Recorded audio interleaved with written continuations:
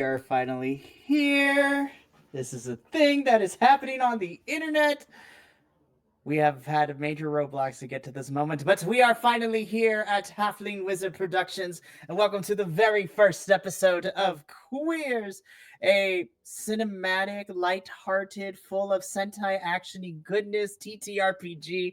I am your game master, Mikey, also known as Pop Culture Geek all over the internets.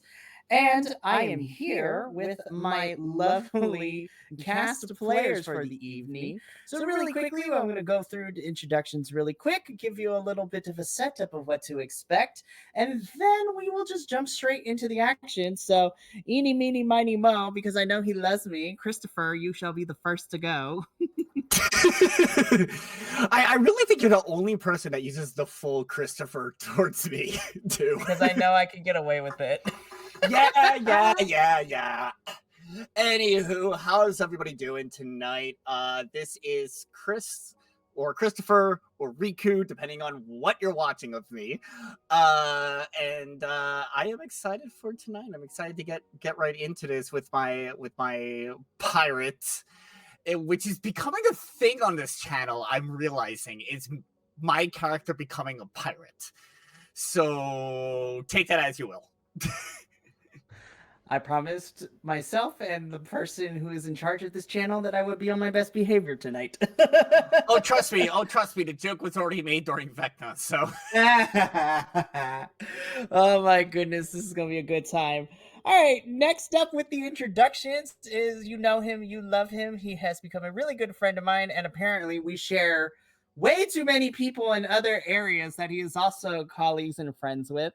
But Connor, welcome to the game. How you doing tonight? I'm doing great. How are you doing? I am doing great. I'm nervous, but I'm doing good. Good, exciting. It'd be weird if you weren't nervous. Hi everyone. I'm Connor. I am here and excited to be here. You can find me here on this channel as well as the other channel and doing the stuff and the things, which I realize is part of my outro, and this is the intro, so I forgot how to do intros. Anyway, yeah, I'm just excited to be here with my laggy camera and internet, but I'm here. I know. The internet doesn't want to cooperate with a lot of us tonight. I had to plug in my stuff in order for it to run. Curse living in a desert, but that's neither here nor there. And then, of course, last but certainly not least, become a really good friend of mine over the last year or two, and also happens to be a big TTRPG nerd too, as well. But Andrew is in the house. Andrew, how are we doing this evening? I'm doing good. I'm super excited for us to finally get this started. What's up, everyone? I'm Andrew, Mr. A to Z, I think, pretty much on all my social media stuff. So, I'm super pumped. I am so excited to finally get this project started. I've been looking forward to it, and I'm really excited to game with everybody that's here. I'm so excited after, like I mentioned at the top, it has been a road to get here. Characters were created via, stream sessions, via individual. Also, our fourth player who could not be here this evening because they are in the process of moving to new locations. Anybody who has moved before knows how much of a hassle that is. But hopefully they will be able to join us relatively soon.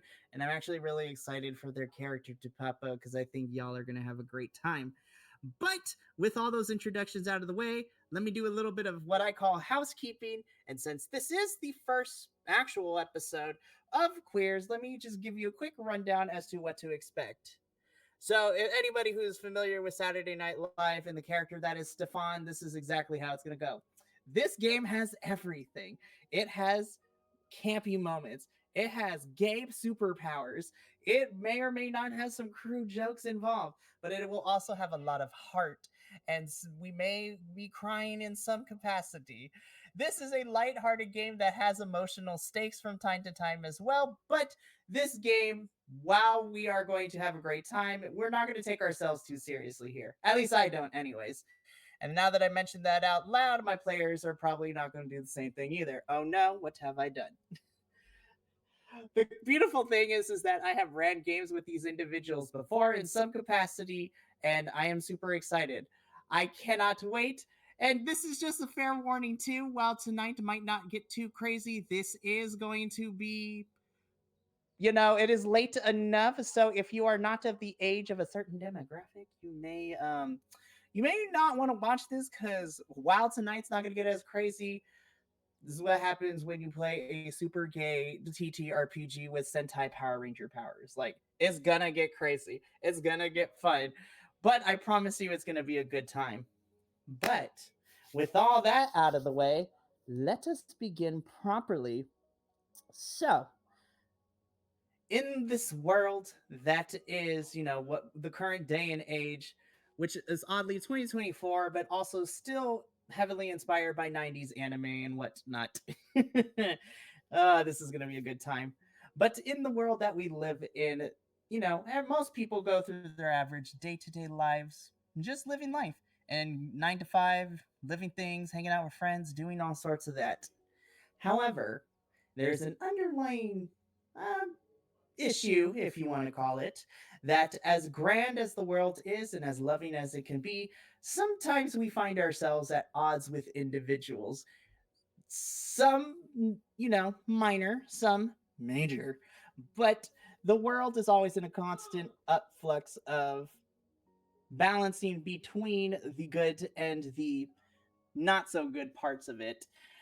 But there is a select group of individuals who have taken upon themselves to combat this ignorance, if you will, in the world.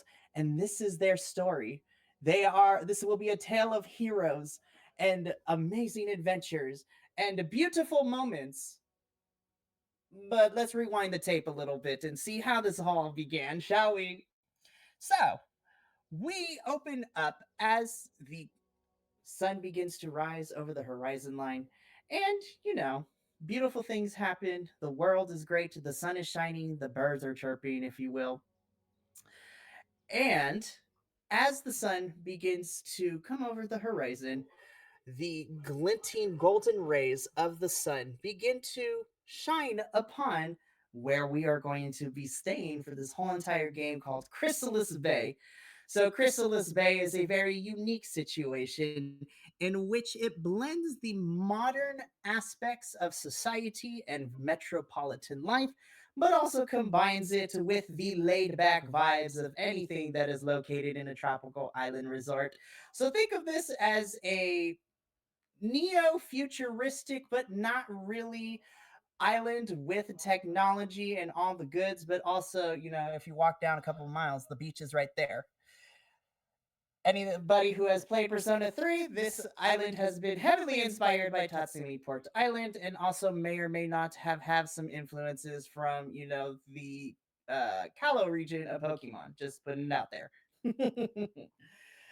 But as the sun begins to beckon over Chrysalis Bay, what was once a very quiet and a very subdued atmosphere, you start to hear the liveliness of the city begin to get into motion as shops begin to open, people make their way to work and to school, and the silence that was the peaceful calmness of this island begins to be replaced with the hustle and bustle of a major metropolitan city.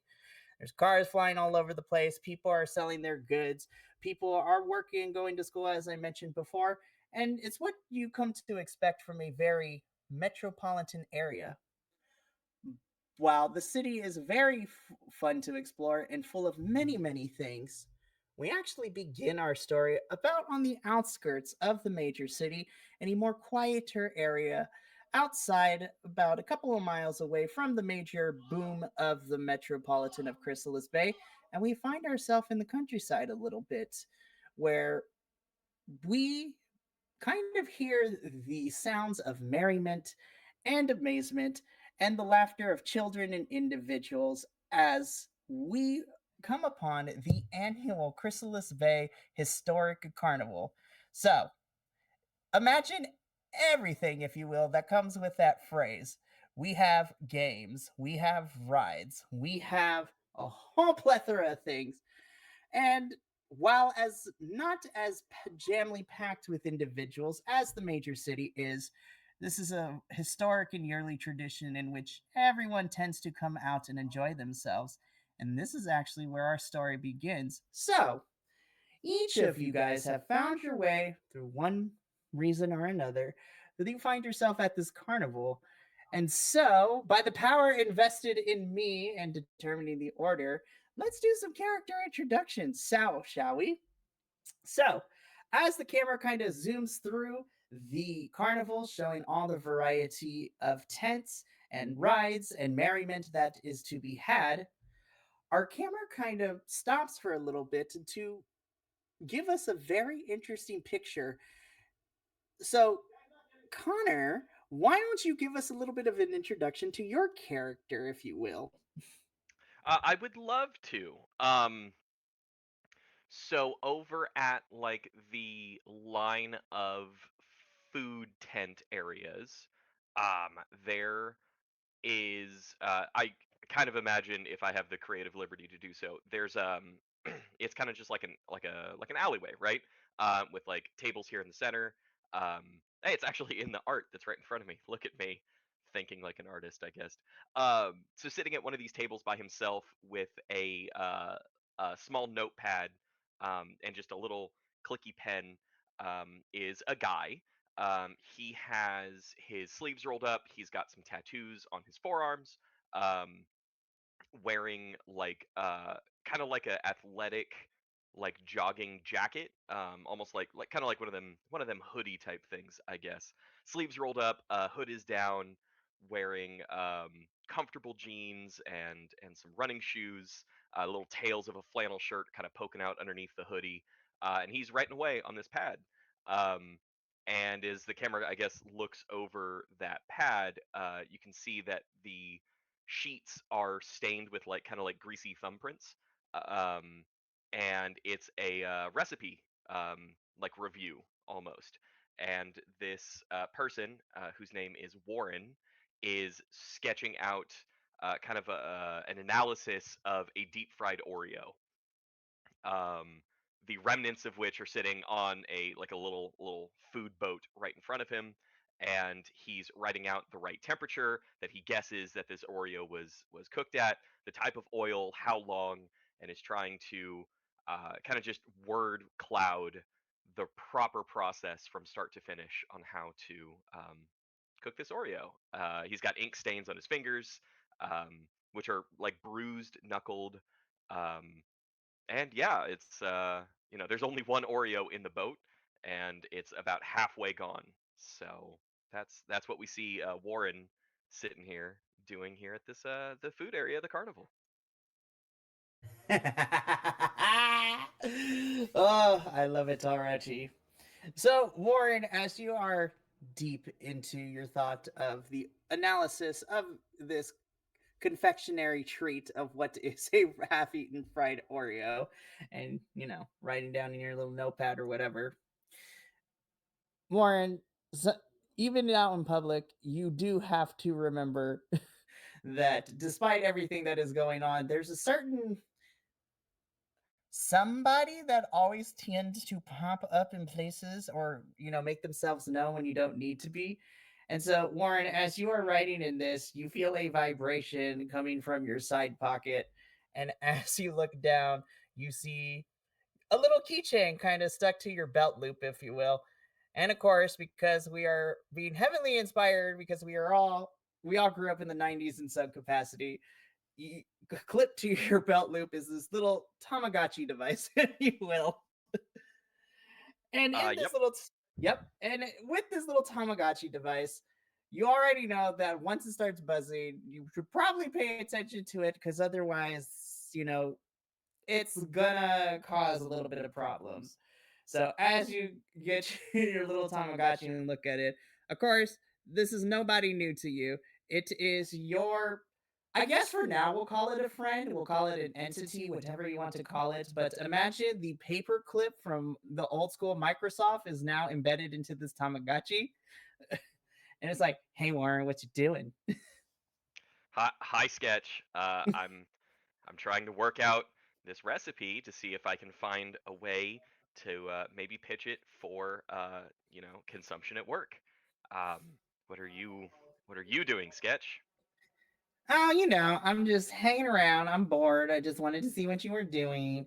Um, can I get a little taste of that, please? Uh, Please.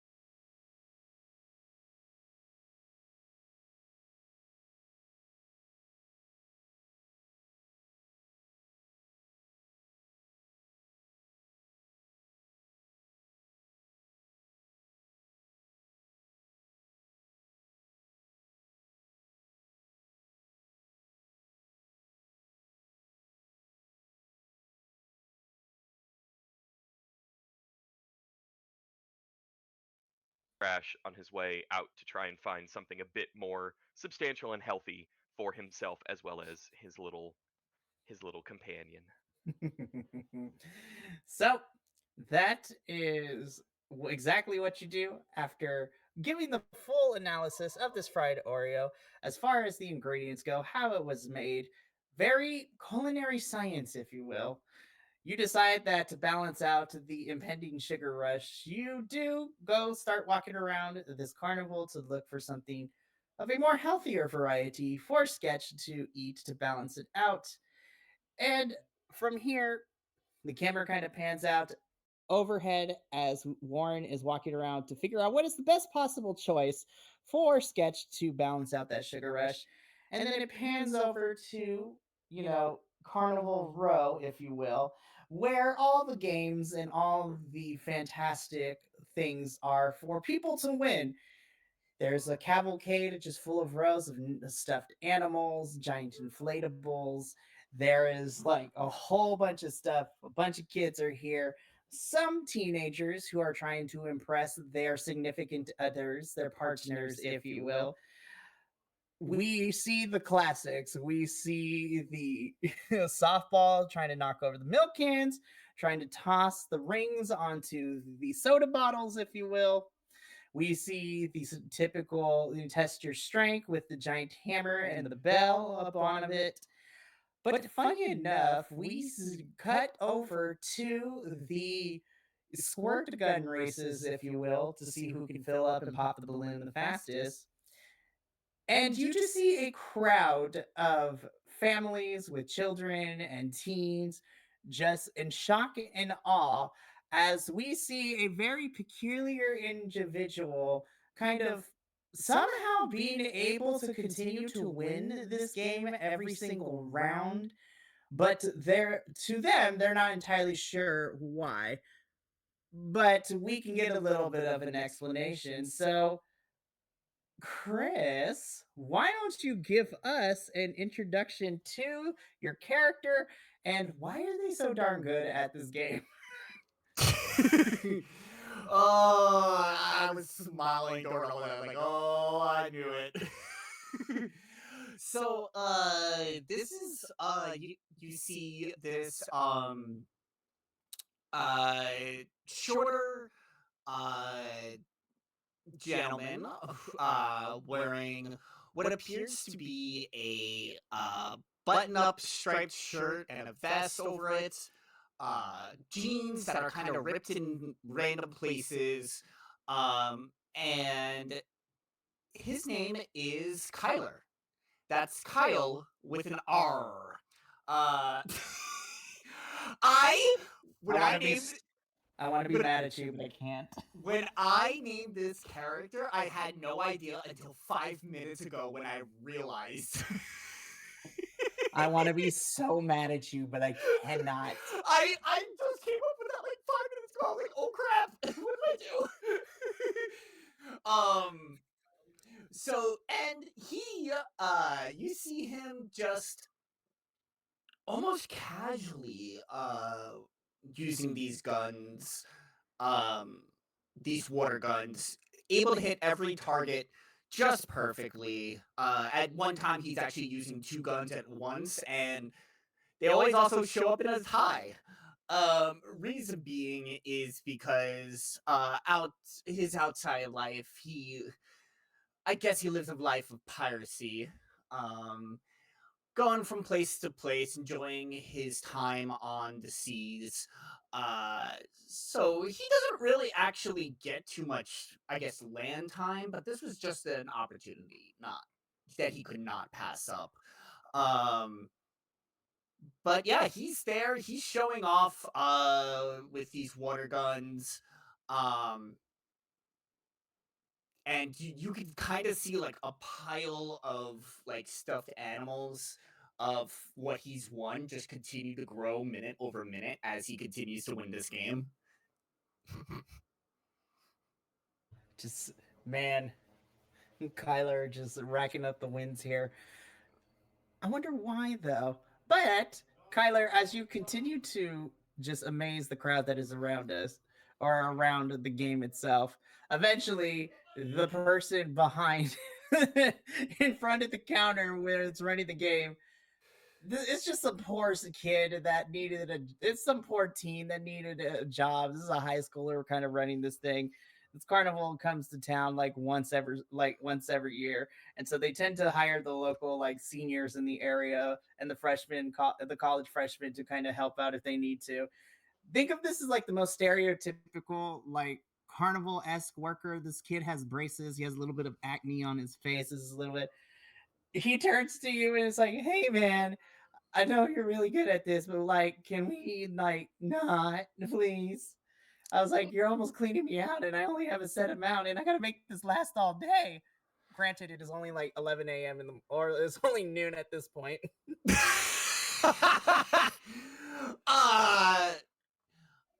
Come on, I'm having fun. This is all good fun. Look at the crowd. You're sure to, even if there's no more prizes, I'm sure folks are gonna enjoy playing this game once I decide to leave. As I toss another coin to him to play again. Oh my goodness, this is gonna be fun.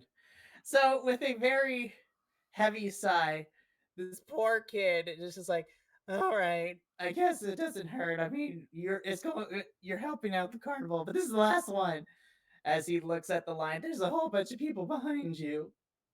All right, last one. Who wants So- to take me on? So, as the crowd is just looking around to see who will take you on, from the crowd, and forgive me, audience, but I am not very good with accents, but you hear a very familiar sigh. "Hi, I'll do it for sure."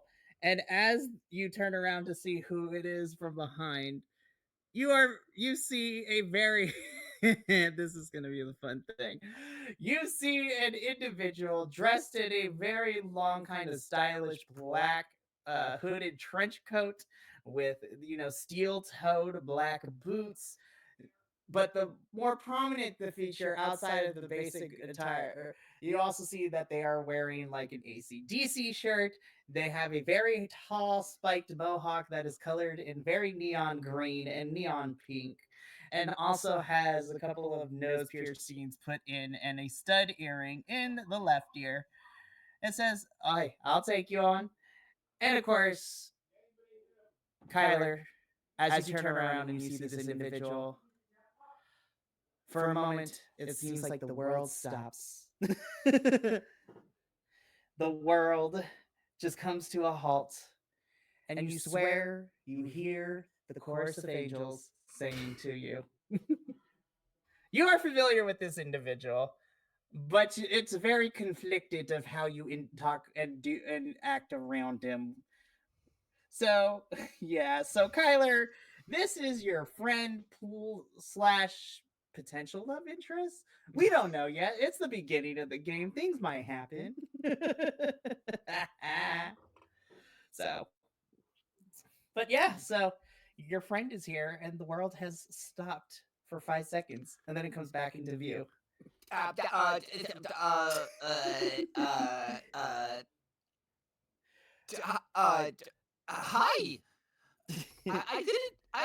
I didn't know you were gonna be here.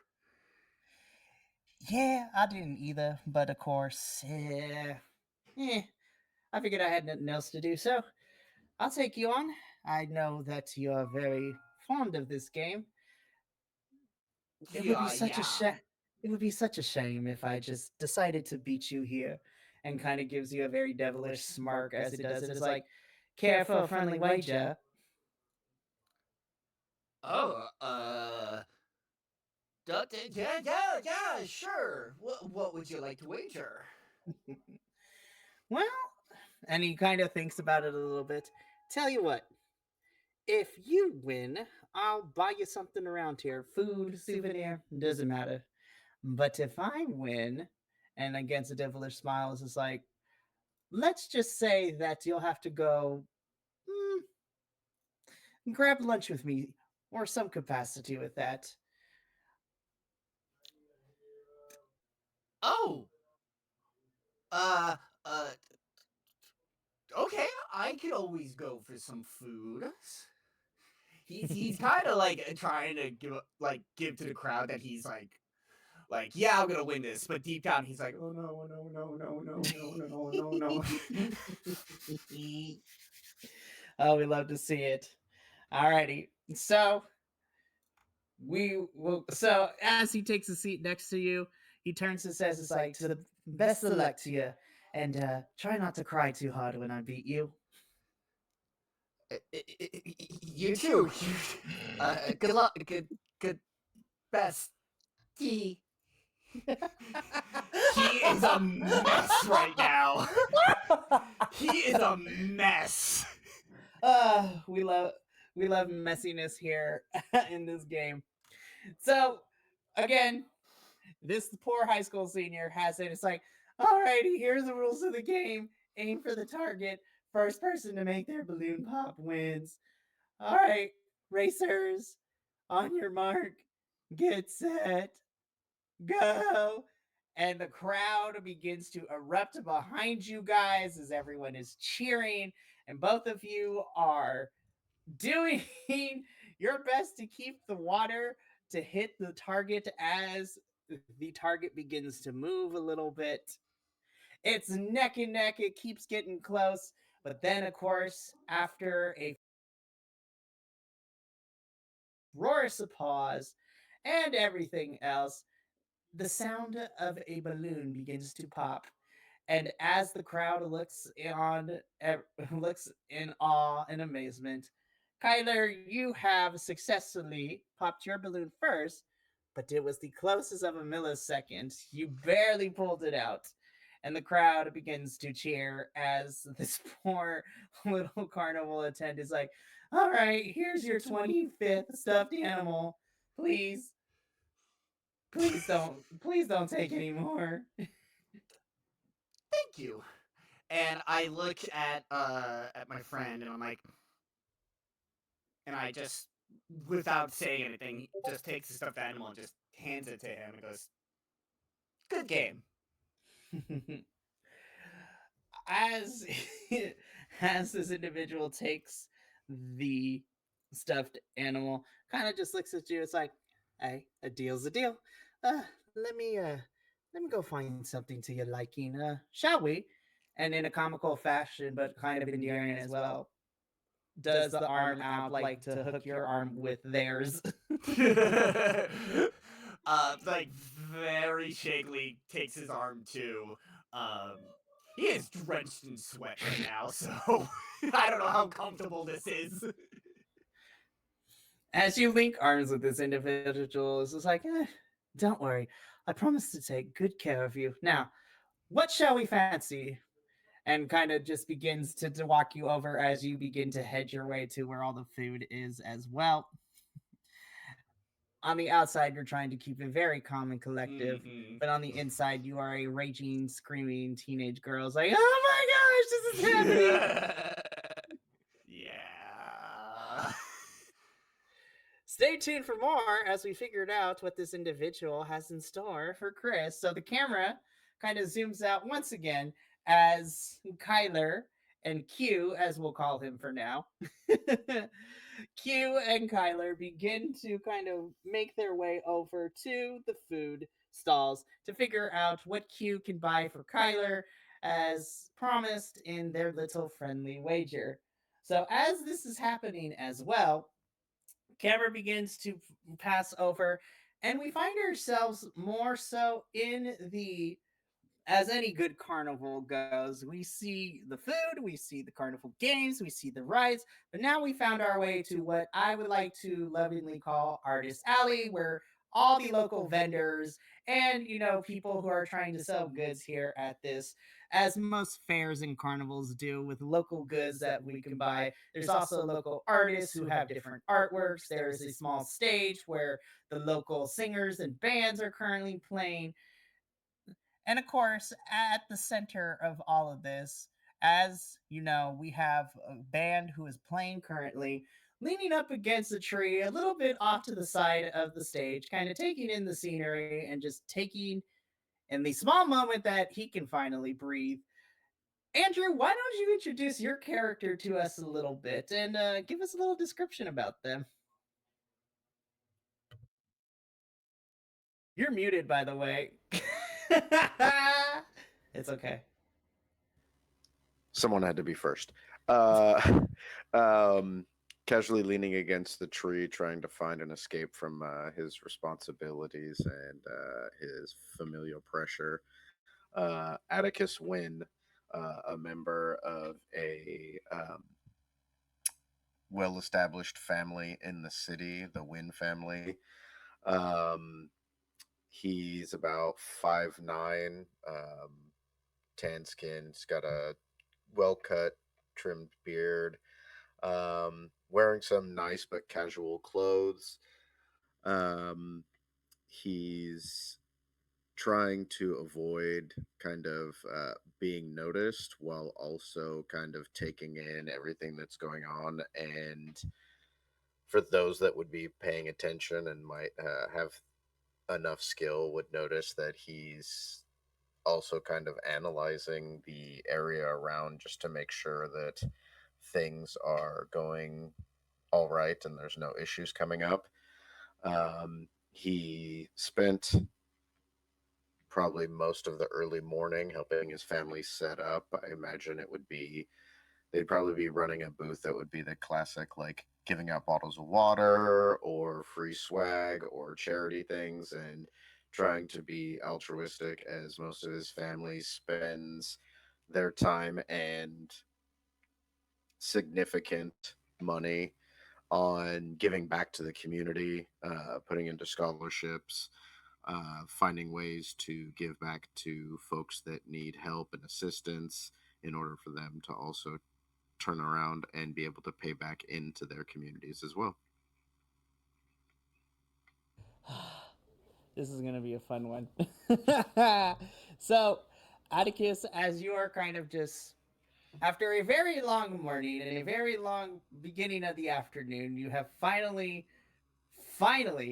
found a moment to rest and to kind of just finally take in everything that you are seeing and hearing as well. Again, you are kind of trying to stay out of the way from a distance, analyzing the scene, taking notes of anything and everything.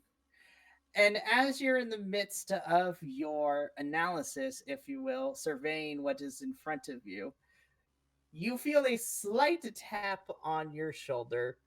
And as you turn around, you see not a very petite woman, but definitely a lot shorter than you.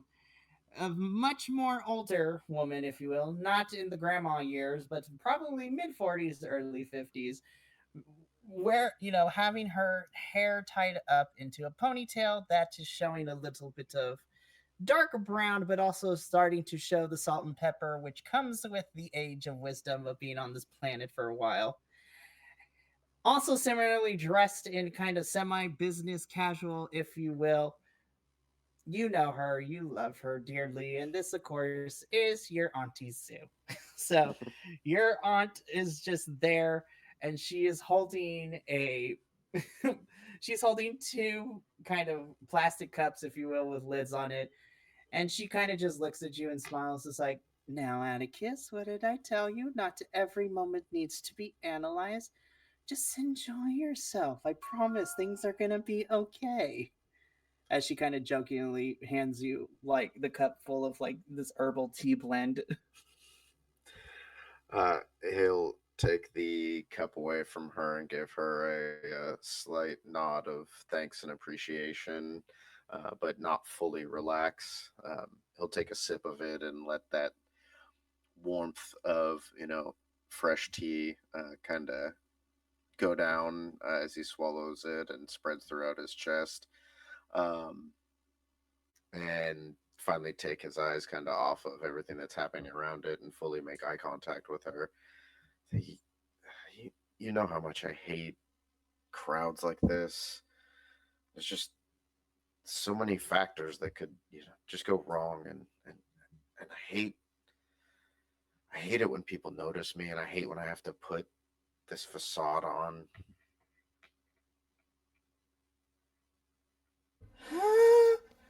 So, as you begin to say this, Auntie Sue kind of Auntie Sue kind of just gently grabs your hand and is like, "All right, Come follow me. Let's maybe see if we can find somewhere quieter. And so she begins to gently lead you away from the crowd. And you end up finding yourself not necessarily in a secluded area, but like anybody who has been to a local carnival or fair, usually there's like a area designated, especially with carnivals that are in more grassy and meadow type of venues. There's an open area for picnic areas where families can go and have a picnic in this area while the carnival is happening. So as the two of you arrive into this small area, there's not really too many people around, and in fact there is maybe like one or two families kind of enjoying themselves a little bit, but this area is so vast that it's not like everyone is packed like sardines in here. And so Auntie Sue, Atticus takes you and kind of sits you, knowing how you are, still with able to kind of oversee. So think of this picnic area kind of like on a hill area that's kind of overseeing at least the horizon line of the carnival, and kind of sits you at one of the picnic tables there. So your line of sight is still overlooking the things, but it is a lot quieter, and the social elements are not as prevalent in this one. And so as you two sit down, Auntie Sue kind of just again gently grabs your hand, puts the cup on the table, and puts both of them on there, and just looks at you and says, Atticus, what's going on through your mind? I know how you get, so what's bothering you? It's just, you know, I'm always prepared for him to show up. I know it's only a matter of time, and it feels like it's been too long since there's been any issues. I just the anxiety just gets to me a little bit, and I know my parents put a lot of work into this carnival, and I know what they do is important, especially to them. But it's just just so many people here, and I don't know. This just it kind of seems silly. She takes a deep breath in, and she kind of smiles as she breathes out. And as you kind of are having this conversation with her, you lock eyes with Auntie Sue, and she just smiles and says, Atticus, you know it wasn't your fault what happened. Love, you have to realize that. And she's kind of saying this not in a patronizing way, how some people say, oh, you need to get over it, but she truly empathizes with all the complex emotions that you are currently feeling right now. And she just genuinely tells you, it's okay. I understand that you want to be prepared. And honestly, that's what makes you really great. You always are 3 steps ahead and you plan for everything. But, hun, it's okay to let your guard down a little bit. And she kind of holds your hand a lot tighter and kind of just looks at you, Atticus, and says, it's okay. He'll get his one day, but you don't have to keep looking over your shoulder. I promise. And she kind of just gently pulls your arm in close and kind of gives you a little bit of a side hug. He'll give her a hug back. At first it's just a casual one, and then I think he eases into it more and embraces it more, uh, kind of like he has since he was a much younger kid. And, she first kind of was in his life and was a second mother to him. And so I think in that moment, he finally does actually let his guard down a little bit and actually relaxes. Like his shoulders finally, like, kind of ease a little. Auntie Sue, feeling the metaphorical weight to kind of unlock a little bit as you begin to relax yourself and kind of allow yourself to be present in the current moment with you. She, once again, not letting go of your hand, just slightly taps it and says, "There we go. There's the Atticus that I know and love." Mhm. And she just gives you a small kiss on the cheek and just says, "Now then, your next shift at the table isn't for a little bit, so why don't you indulge with your Auntie Sue a little bit and accompany me? I've heard there's some great jewelry that is on sale by some of the local merchants." It would be my pleasure. And he gets up and he kind of puts, the classic, like, puts his arm out for her to take it and prepares to lead her down to into the fray. So, Atticus, large crowds doesn't necessarily is not necessarily like at the top of your list of things you enjoy, but for as long as you can remember, Auntie Sue has always been the person who, while your parents and your sister love you, they are also very career oriented. This organization is not going to run itself, but Auntie Sue happens to be that one individual where, for some reason, she has a lot of the shares of the company just as much as your parents do, but she also finds time where she is taking on more of the matronly role, and she's the one that, as long as you can remember, would always be the one to sneak away goodies and treats when you weren't supposed to. She would accidentally forget to take you to school some days, and y'all would have adventures together. And she would always be there too with you in times of good. And even when you were little, she would be the one that would tell you the stories. She would check the monsters under your bed. She was there with you when you know, your voice cracked a little bit due to puberty. She was there when you had your first school dance. So your parents are there to support you, but she has kind of taken upon herself to be that more matronly and loving figure. Your parents and your sister love you and they support you, but of course, like any family, there's always one person that we see and we go to that always is always good for giving us the extra goodies. So, so Atticus, as you are walking on Sue down here, the camera kind of pans out once again and has an overview of all three of our individuals doing a various amount of things. Warren finally finds a healthy, something quasi healthy for Sketch. The camera sees him, Sketch and Warren kind of arguing and fighting about this as quietly as Warren can to not let anybody know he's talking to a little Tamagotchi device as he's trying to fit pieces of like a vegetable wrap that is not even a tortilla, it is like lettuce wrap kind of situation, and Sketch is fighting his way through. We see Kyler and Q buying, having Kyler try and I'm pulling from this because I've had it recently, a mochi style corn dog. So it is very That interesting. sounds amazing, Yes, actually. it is a world that I create and I will be pulling from experiences. But yeah, Q buys you, Kyler, a mochi style corn dog and also some boba tea to go with it, just because why not?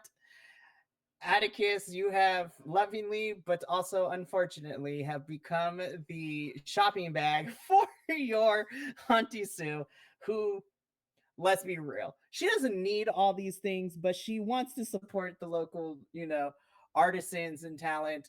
And then you have unfortunately been given the role of carrying her bag, so to speak. Oh my goodness. So, as the three of you are kind of going throughout your different things, over the loud PA system on the various posts of this carnival, you hear, of course, the static of somebody talking into the microphone and tapping it a little bit. And over the loudspeakers, the three of you in the various parts of the carnival that you are at says, "Attention, carnival guests! The show with the Great Phantasma will begin shortly. I repeat, the Great Phantasma will be going on in 5 minutes. Be there to witness all the mysticism and amazement of the Great Phantasma. Be there or be square." And then, of course, the sound system goes off. Kyler, as this message, because we're going to go to you first. So, Kyler, as this message begins to, get off the air, you're enjoying your mochi corn dog and the boba tea. And before you even have a chance to finish it, Q immediately is like pops up into your field of vision, just like, "So, how about I treat you to a magic show?"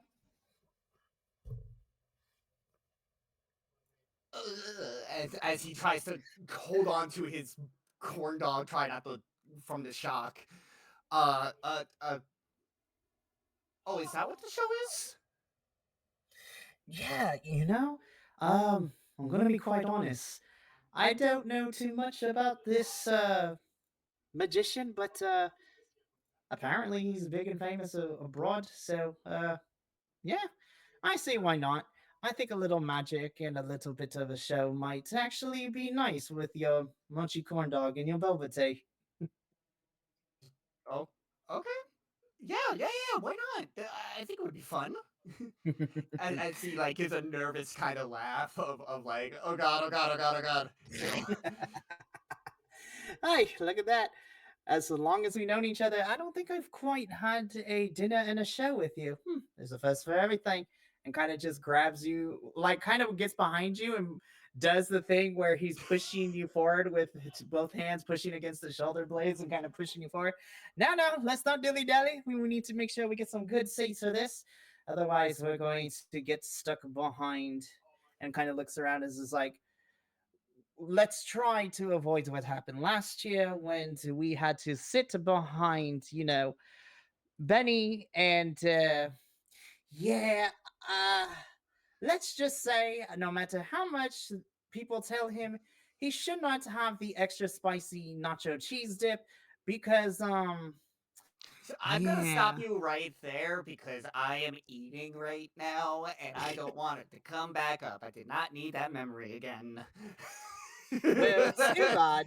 But I will oblige your wishes. But come on, let's get a good seat. I'm not trying to get stuck behind Benny again. And so Q begins to push you further as you are trying to down this corn dog and finish this boba tea as fast as you can. It's like, let's go. And of course, it's in a very playful manner. Warren, same thing, but this time you have Sketch constantly in your ear saying this is like, "Oh my gosh, it's a magic show. Can we go to the magic show? I want to go to the magic show. Can we go to the magic show? Please, please, please, please, please." If you haven't already, Sketch is like adorable and Yes. a lot. And a lot, yes. Yeah, I think Warren's kind of given up trying to feed Sketch at this point and is finishing up the veggie wrap. And will then okay, all right, we'll go to the magic show and then we're gonna take a lap around everywhere and we'll see if there's anything else we can report. Yeah, okay, sure, magic show sounds great, and we will start heading that way. And I will keep, if I can subtly try and I'm gonna unclip the Tamagotchi like body and I'm gonna put it like in a different belt or on a different belt loop so I can just put them in my pocket to try and get some peace and quiet a little bit. Just kind of shove it in there for now.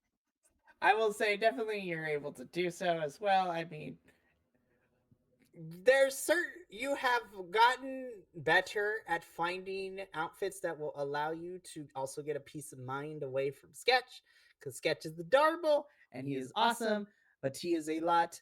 And Sketch is kind of like on the same wavelength as Hammy the squirrel from Over the Hedge. So I'm glad that Andrew loved that. I have not seen Over the Hedge, but it is top of the list of the watch list, so I will check it out very soon, I think. So I will report back with an accurate hammy analogy comparison. That's the word. Yes. Also, Sketch is also kind of also may or may not be heavily influenced from the squirrel from Hoodwink. So anybody who has seen Hoodwink as well, it is such an underrated classic. I love that movie. Go check out Hoodwinked. But Warren, you stick Sketch in your pocket as you make your way to the big top two. Atticus, you have kind of a more averse reaction to it because as soon as that announcement is done, you're just like, I think it might be time for my shift to start. You know, I gots to go. But as you look down to see Auntie Sue, she has this very conniving, evil smile plastered across her face. And she just, without even uttering a word, she kind of tilts her head to the tent and just says, well, now, a magic show. I haven't been to one of those in quite some time. Atticus, dear, would you be so kind to accompany me to this performance? Kind of in a teasingly smile, knowing that you absolutely hate being in crowds. But she also begins to give you the puppy dog eyes. It was like, He'll sigh and go to say something, and when he sees the look that she's giving him, he knows it's not a situation he's gonna win. So he begrudgingly goes with her. Uh, there is a part of him that is happy, like seeing her get enjoyment out of this, but also the part of him that's regretting having to go to see this magic show with all these people in this tent. that is Uh, very fair. so he'll start heading with her over there, hopefully trying to find some spot where he's at the end of a row of seats, preferably in the back, so there's easy access to get out if need be, but can still sit in a position where he can see everything that's going on and not have his back to anyone or the doors. Or the Right. entrances, I should say. Love it. And as you are walking towards this tent, and once you get there surveying the spots, you hear Auntie Sue tell you, oh, there's one more thing I forgot. And she kind of pulls out of her small little like jean jacket ensemble that she's got going on. She pulls out a little, what looks to be a kind of hard plastic case. And as you open it up, it looks to be some sort of, it looks like in-ear headphones almost like, but you see that the circuitry as you investigate it is a little bit different than what normal kind of like active wear headphones, in-ear headphones look like. And Auntie Sue says, I figured that just in case that you weren't so willing to take me to this magic show, I don't want you to be in such discomfort for it. So, and she kind of puts them in your ear and then touches the side of both. And Atticus, as you kind of hear the activation sounds of these headphones kind of traveling through your eardrums, what was once a circus tent full of loud murmurs and chatter and talking, it seems that the decibel threshold has kind of shrunken a little bit. And so you can still hear the murmurs and the talking, but the decibel levels aren't quite as loud. And so Auntie Sue looks at you and says, this is a little bit of a prototype that I was working on. I'm still trying to get your father's approval for these things, but hopefully this will put you at ease and you won't be so bombarded with the loud sounds. And she kind of just gives you a small kiss on the cheek and is like, now then, where shall we sit? He'll give her a thankful nod and kind of indicate to wherever he sees the best seats to kind of get them in the position that he would be looking for. Excellent. So everybody makes their way to the tent and finds a spot there. So Atticus, you are with Auntie Sue, and you've kind of positioned yourself because the way that this tent is set up. It is like a typical circus tent, where is very at the center of this is a circular stage, if you will, but it's mostly just dirt and like wooden panels set up in a circular motion. There's a bunch of bleachers surrounding this to kind of give this a 360 view, if you will. Atticus, you and Auntie Sue have positioned yourself where you are at the highest point that you could possibly be on the bleachers. That is also facing all the different entryways that people can come in through to the tent.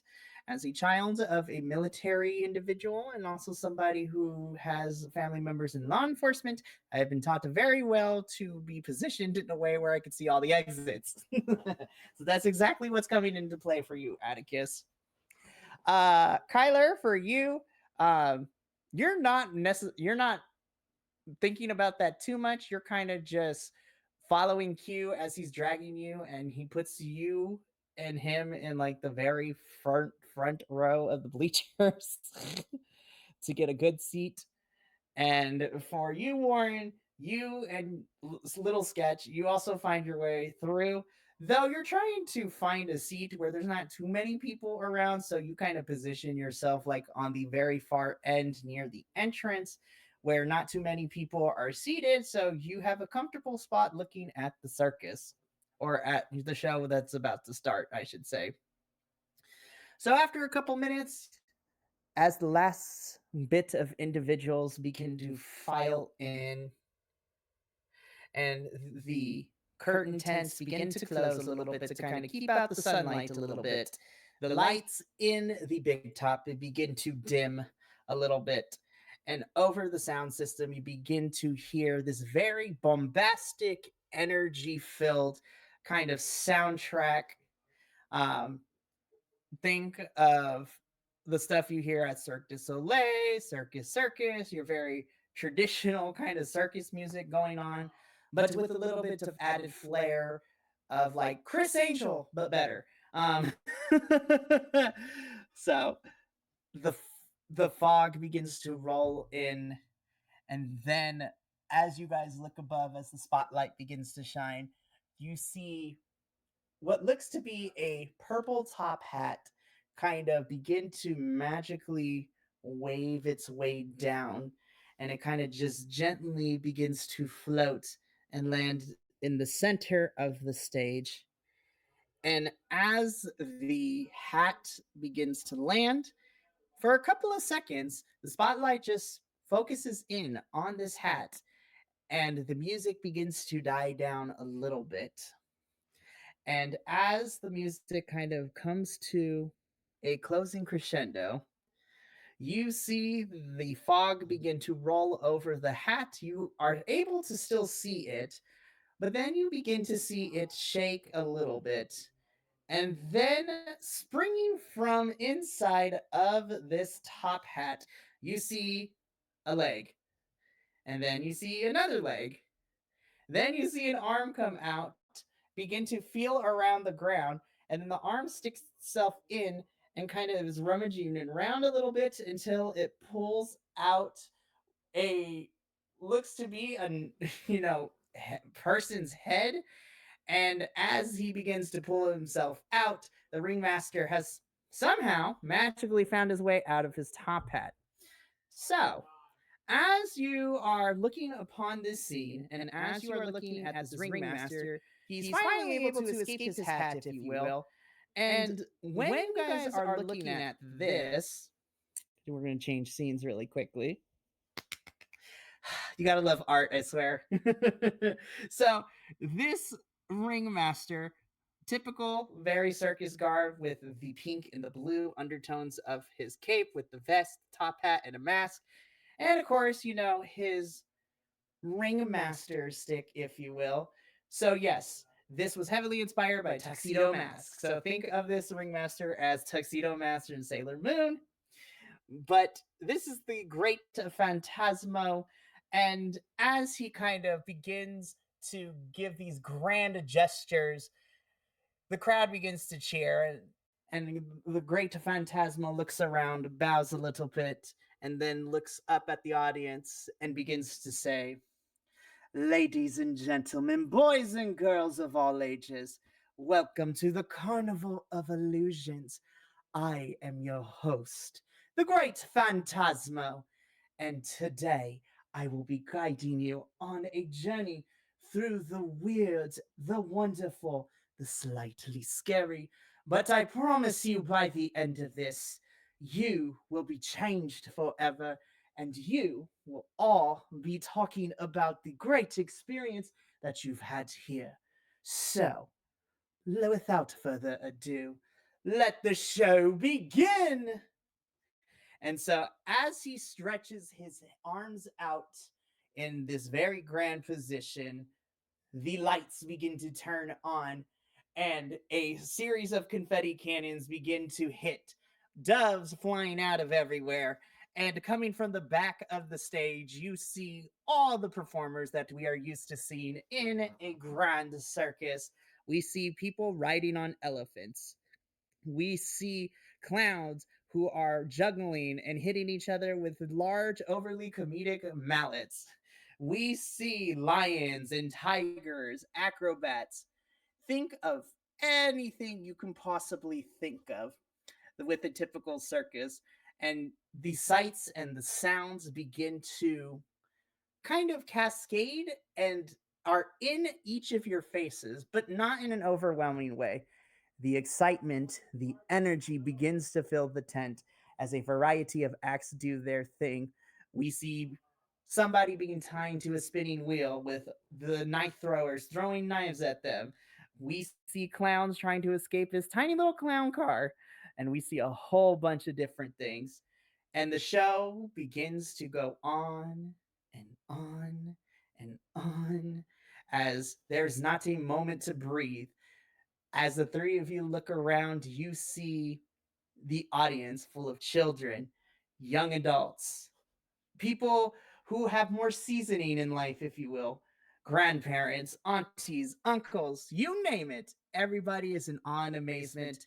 And the energy in this tent is filling everyone with a sense of nostalgia and wonderment, kind of similar to how a child feels when they are younger and they find something magical or beautiful or brilliant.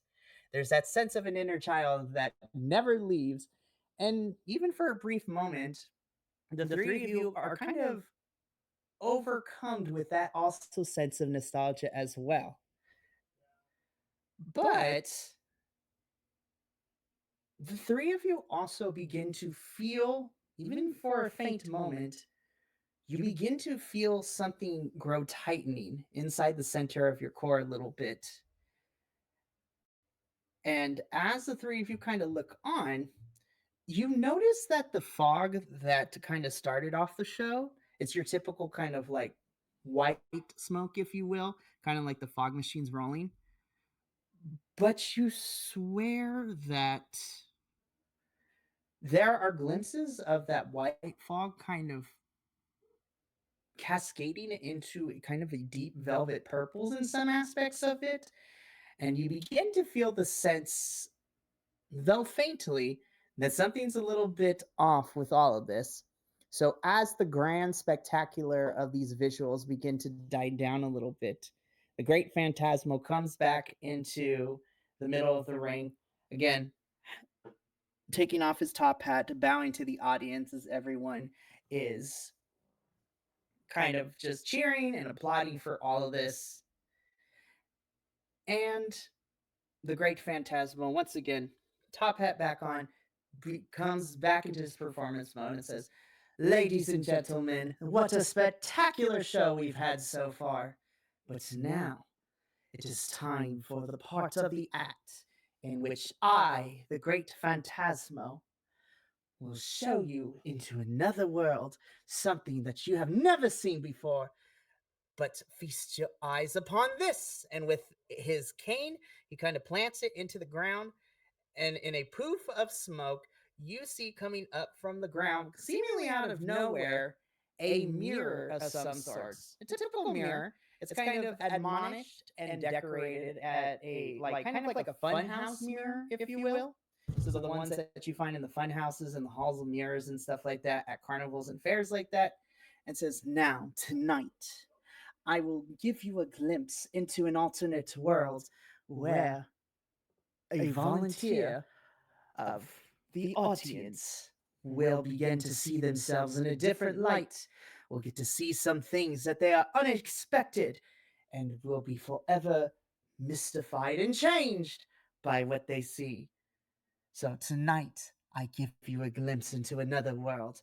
But be warned, it might be crazy, it might be scary, but I promise you, it is going to be a thing of amazement. And so, with a snap of his fingers,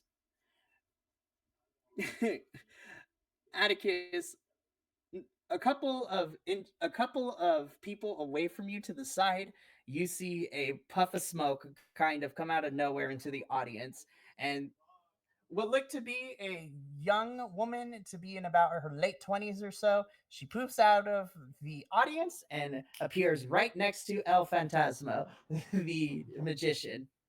And the rest of you also see this individual poof out of nowhere.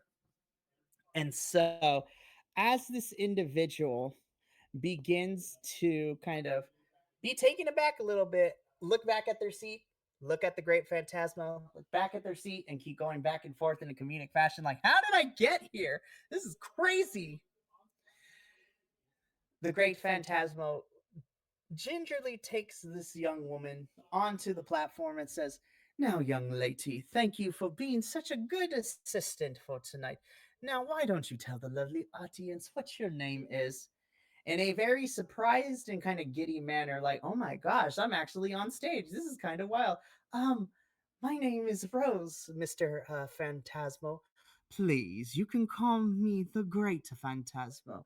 No need to be so formal, or you just call me P if you like. Now, Rose, let us step to the mirror and let us get a glimpse of you in another world. But first, Rose, would you be so kindly to tell me and the rest of the audience a little bit about yourself? Tell us about who you are." Well, oh wow, I don't even know where to start. Okay, so my name is Rose. Oh, you already knew that. I am 26 years old. I am a college student. I am a college senior. I am enrolled at the Chrysalis Bay Art Academy. And yeah, I actually love art. I consider myself a free spirit. I love to get messy. I love to paint. And, I like to use my art to kind of, you know, tell messages and to promote things and also to support, different things. I guess in a way, my art is kind of reflective of, being supportive of other people who don't necessarily have the same, resources and things like that. And she begins to kind of, in a nervous energy, kind of ramble on a little bit, adding extra clauses and sentences, as most people do when they get nervous and talking in front of a large group of audience. But the basic part of all of this is that Rose is a very free spirit artist and that she uses her art as a form of kind of commentary, if you will, on certain things that are happening in the world, but they are very positive and loving. A lot of her artwork depicts like scenes of other individuals and things like that. Very, how do I put this? Well, I mean, it's literally in the title of this game. It's very queer centric. Like a lot of her art is depicting like same sex individuals, marginalized groups, things like that, but in a very beautiful manner. And of course, the vibe that the three of you are getting from her is she doesn't necessarily fit the box that most people do when it comes to these kinds of things. So El Phantasmo, after she kind of is able to get through this, even amongst the added stuff and repeating and things like that, El Phantasmo looks at Rose. "Oh, Rose, that is such a lovely thing. And they're quite interesting, if you will. I love that you're a free spirit and that your work is making a positive change in this world. But let me ask you this, Rose. Have you ever thought to yourself, what would another you look like in a different world? Let's say that's not as crazy or out there. Have you ever even considered that? The three of you begin to feel the atmosphere of this tent begin to kind of change. What once was a carefree and exciting energy has kind of been slightly replaced by a very minimalistic tension in here as the great phantasmal begins to continue to ask Rose questions that kind of seem off from what a regular magician tends to ask. You know, being a part of the act, ask, but instead asking more personal questions, kind of trying to get a gauge of her personality. And as this uneasy feeling begins to continue to grow and manifest within each of your chests, the great phantasmal says, "That is quite interesting. I think I have enough information. Now, ladies and gentlemen, here today, Rose here is a free spirit. She has such a creative energy.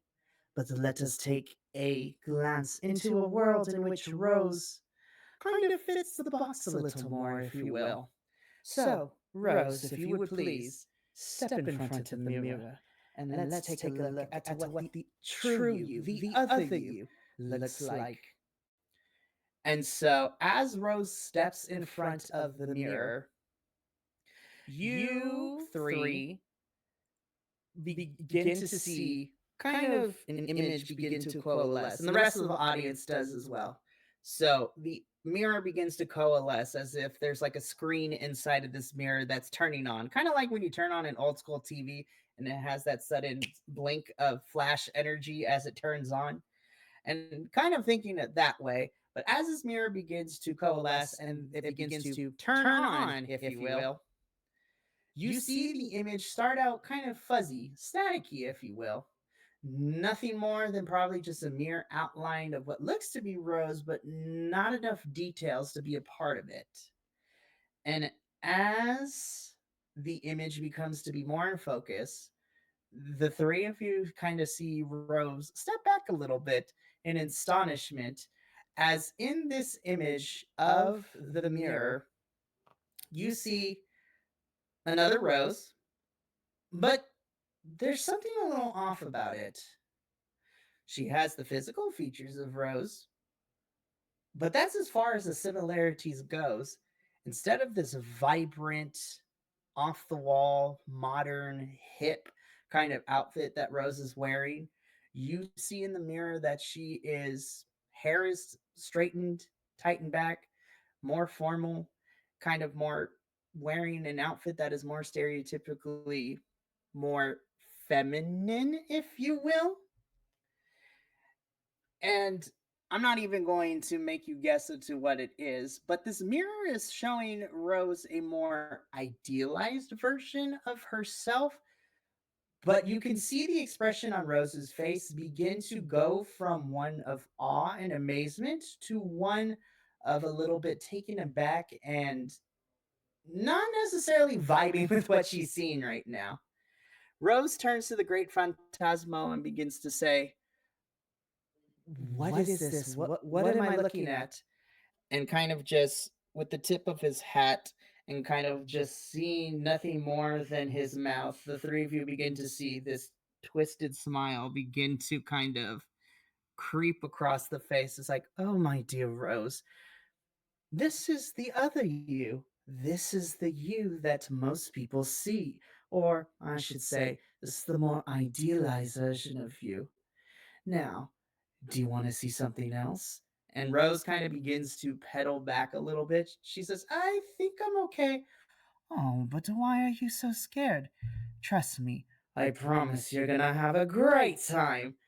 And with this kind of tag of his cane on the stage, the three of you and the rest of the audience begin to become horrified as you see this mirror image kind of claw their way outside of this mirror. And as they exit, you see that this form of Rose from the mirror is a muted, darker color. And it seems that any life or color has been sucked out of it like a vacuum, and it is very monochromatic and glossy and very non-color with a neutral kind of monochromatic tone. And as the audience begins to freak out a little bit, the great Phantasmo, with his arms up in the air, says, "Do not worry, my lovely audience. Rose is not the only one who is going to enjoy this show tonight. I have made sure that everyone gets to experience what's about to happen." And the three of you begin to look around, and you start to see mirrors popping up from all over the place, mirror people coming out, grabbing people, pulling them in, things like that. It has now become absolute chaos. So, as you are all kind of trying to figure it out what is happening and what is going on, the three of you, Warren, you and Sketch, try to get up out of there. Kyler, you and Q are trying to leave. Atticus, you're definitely trying to get Auntie Sue away. But simultaneously, as the three of you are trying to make your way for the exits, as you turn around to your individuals, Warren, you see a small child being taken into a mirror right behind you. Kyler, Q ends up getting stuck and trips as he is being pulled by his mirror self into a mirror. And Atticus, I hate to tell you this, and I really, really do. But as you're trying to lead Auntie Sue out, you kind of feel yourself be met with resistance as it feel like she's stopping in her tracks. And as you turn around, you just see Auntie Sue being dragged into a mirror as well. And as you are trying to hold on for dear life, she just gives you a reassuring nod and just tells you, it's just like, "Don't worry, I know you'll come for me," and kind of lets go of you as she falls back into the mirror in order to prevent you from getting back in. And so, as the whole entire tent is in an uproar and a panic, and people are disappearing into the mirrors, the three of you kind of find yourself not necessarily like back to each other, but you are in within the same vicinity as each other. And then as the great Phantasmo begins to dip down a little bit and kind of appear in front of you from a distance away, he looks at the three of you and says, "Ah, but do not worry, my fair friends. I have something especially good for you. And don't worry, Warren, Kyla, and Atticus, don't worry. I'll make sure that I have something extra specially planned for you." And with that, he throws his top hat towards you three, and the top hat begins to expand in size as it begins to kind of come down on top of the three of you and making you disappear like a rabbit in a hat kind of trick going on. That's messed up. I know it is. Welcome to my game where things are going to get crazy, so this is going to be fun. Alrighty. So, as the three of you are kind of trapped in this darkness, if you will, you kind of you can't really see, but you hear yourself and you hear the hat beginning to shuffle a little bit. And as the hat kind of like turns itself over, the three of you kind of fall straight down onto the floor. And yeah, I'm just gonna let the image speak for itself, and then I'll give a little bit of a description. So as you kind of adjust to your new surroundings,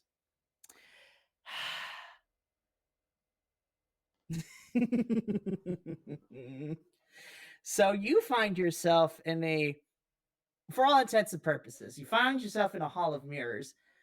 The biggest problem, though, is that you three are still dressed in your clothes. You still have color, but everything else is monochromatic. Yeah, this is it's not a great thing. As you look through, you get this ominous feeling that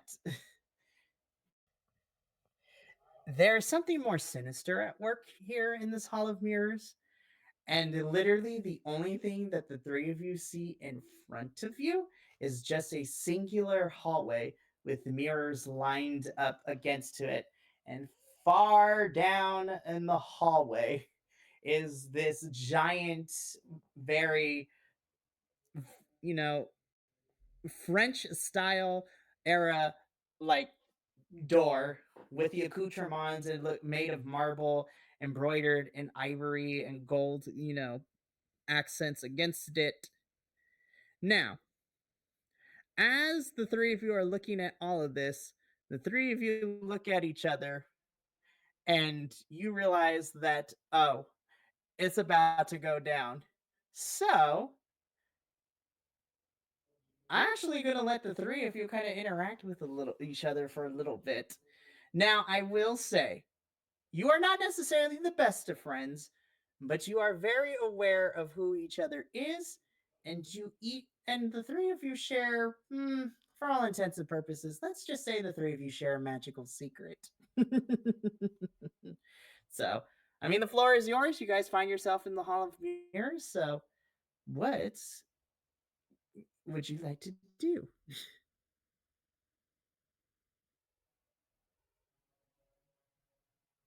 Uh, First thing I want to do is pull out Sketch and kind of give the little Tamagotchi case just like a little shake, like kind of secretively, and see if Sketch has been affected at all, and kind of try and wake him up a little bit.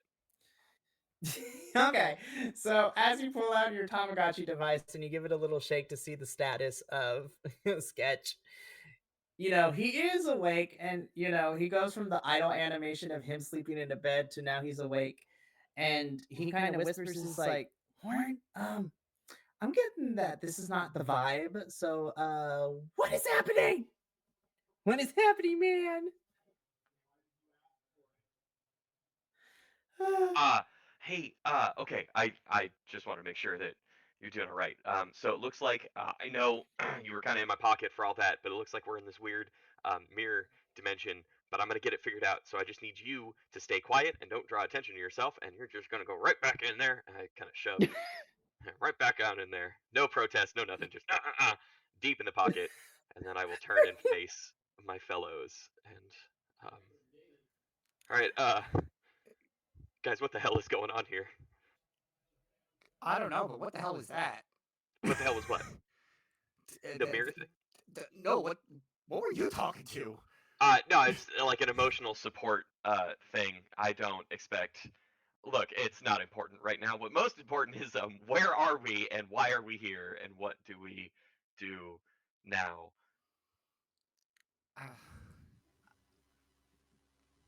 As Kyler kind of looks around and is just thinking to himself of trying to figure this out himself. He's like, I, did that magician put us here? I think so, but I'm not entirely sure, and I don't know. I just don't really know what. Okay, look? I saw a kid get pulled in here, and I can't really. I don't. And Warren is just gonna like kind of do a deep squat, and then that just turns into like head between the knees and sit on the ground and just heels of hands on forehead, and hyperventilating and just having a bit of a time. Atticus kind of snaps out of the zone that he was in, kind of analyzing the hallway, a little surprised at seemingly being targeted, not knowing how someone might know who he might actually be, um, and then taps his ears and realizes that he still had the headphones in and only heard what sounded like whispers from the other people that were in this hallway with him, and sees Warren kind of huddled down, going into a bit of a panic mode, um, and goes over to him, and kind of kneels down to him, and he's like, "Hey, buddy, how you doing? Ah, I'm fine. I'm fine. I mean, I'm not fine because we're here and we're in here, and I don't know what to do, man. Like I how what do we do? Like, what? We're still like dressed like this, and I don't have the thing to do the stuff with, and I don't know what to do anymore at all. I I think we're I think we're someplace different than where everybody else went. I'm pretty sure I was gonna say he sucked us off somewhere else, but he transported us off somewhere else. We're gonna start an innuendo counter, and that is number 1. I'm pretty sure he transported us somewhere else. Everybody else went through a mirror, and I think we went into his hat. Why would he want us somewhere different? Atticus will stand up and turn around to Kyler. I don't know. I mean, you guys didn't get pulled through the mirrors, right? And maybe he targeted us because we weren't getting pulled through the mirrors. He said he had something special just for us. Which... Why? What? Like... And he begins just in confusion looking at the mirrors and like just trying to get his bearings around of like, why me? Why us? Atticus will kind of, being someone who very much tries to hide his secret identity, is gonna try to be as inconspicuous as possible. Like try to not give any indication for it. But maybe, I mean, we're in this hallway, and there only seems to be one way to go. Maybe we should see where it goes. Yeah, I mean... Yeah, I think you're right. Probably no use just sitting around here waiting for whatever is gonna come to us. And before he starts walking, Kyler is gonna walk up to one of the mirrors and just take a look into it, see if there's a reflection or anything that he notices in particular in there. Okay, so Kyler, as you approach one of these mirrors, again, all these mirrors in this hallways are of various sizes and shapes. So again, very similar to a hall of mirrors in a fun house and things like that. You have your standard ones, really tiny ones, the ones that make you look super tall or super short. They're very warped. So think of those kinds of things. Kyler, as you step up to one of these mirrors, at first, it just seems to be a mirror, something that reflects light and then it reflects back, and you have your image. But as you kind of look further into it, you begin to see, again, your image that you're currently looking at begin to waver a little bit.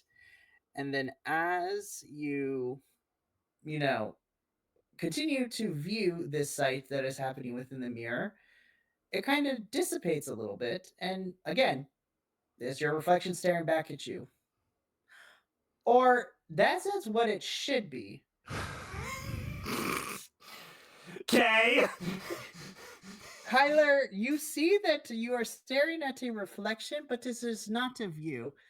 Kyler, let's just say that in the best way possible, your choice of outfits and clothing is very brash, very loud, very things like that. Mm-hmm.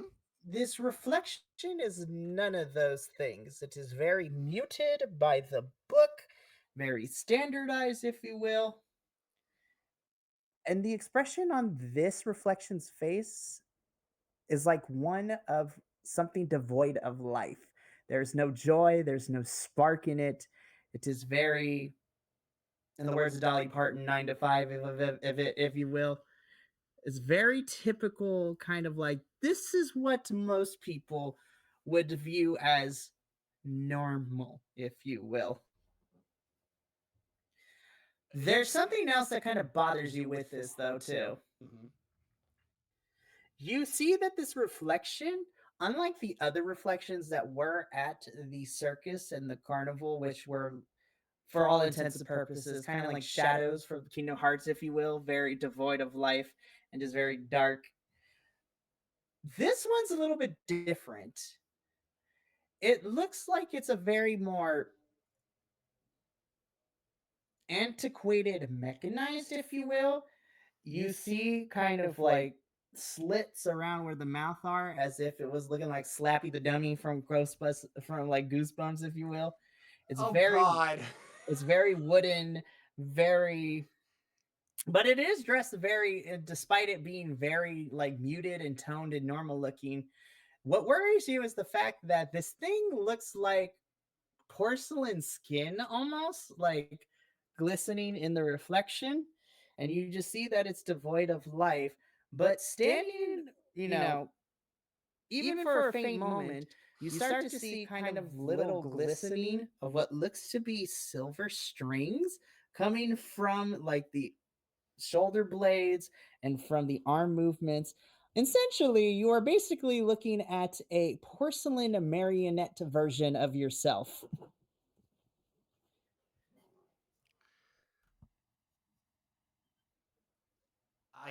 As I'm looking at this and I'm getting all these details out loud, I kind of say, it it's a puppet.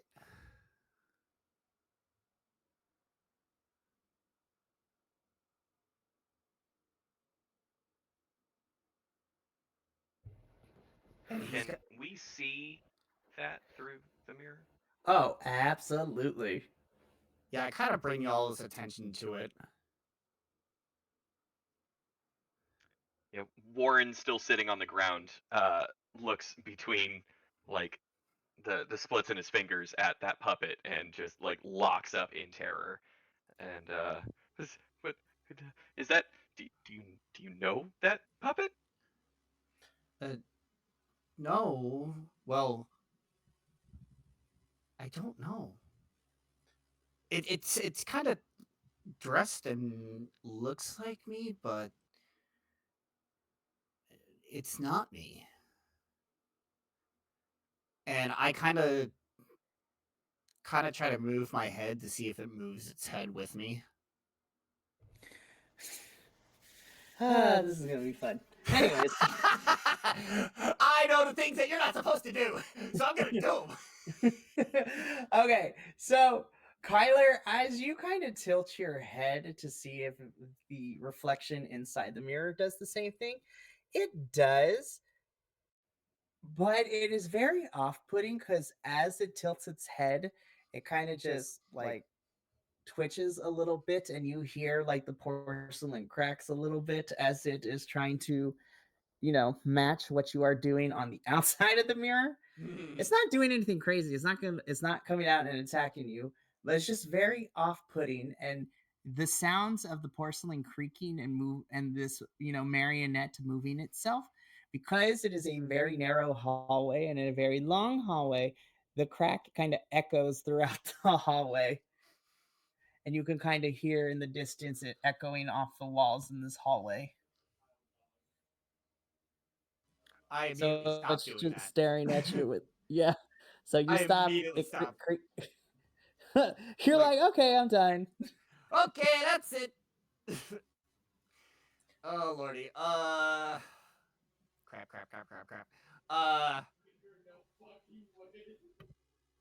God damn it, do I do it?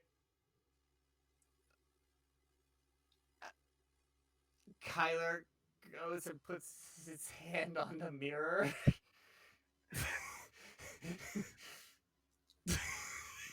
Uh, I think Atticus has taken up a position in between mirrors, so that way he's trying to avoid his reflection being in any of the mirrors. Uh-huh.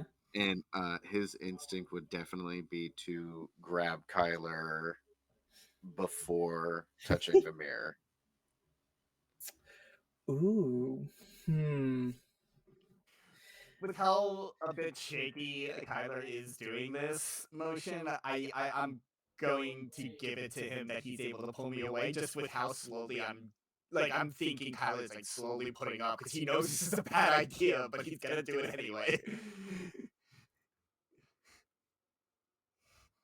Alrighty, so Kyler, as you extend your hand, you feel Atticus kind of put a stop to that a little bit, knowing that it's probably not the best idea to go touching mirrors, you know? So, Atticus, you are now currently holding, or you are in between Kyler and this mirror, and kind of just like, probably not a good idea. I would like to kind of pull Kyler over, like, to the gap and be like, I know you've seen a horror movie, right? Well, yeah, but this isn't a movie. Yeah, no, I know. That's what makes it worse. But this isn't a movie. Things don't work like they're gonna be in a movie. It doesn't say they're gonna be worse. No, because it's real.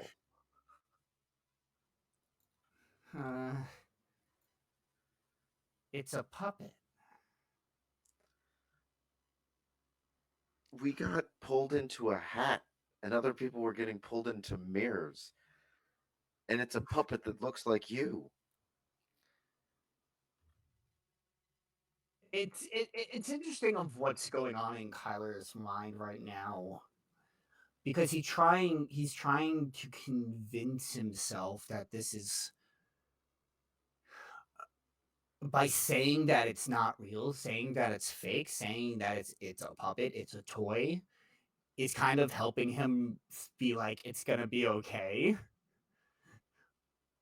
So as he says that like it's a puppet or it's not real is kind of almost probably the most monotone you've probably ever heard Kyler, which is scary to others when he's not like super loud and obnoxious.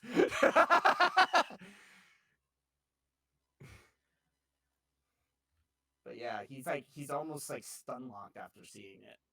Like, shock. Yeah. Full on shock, full on what the fuck in this moment.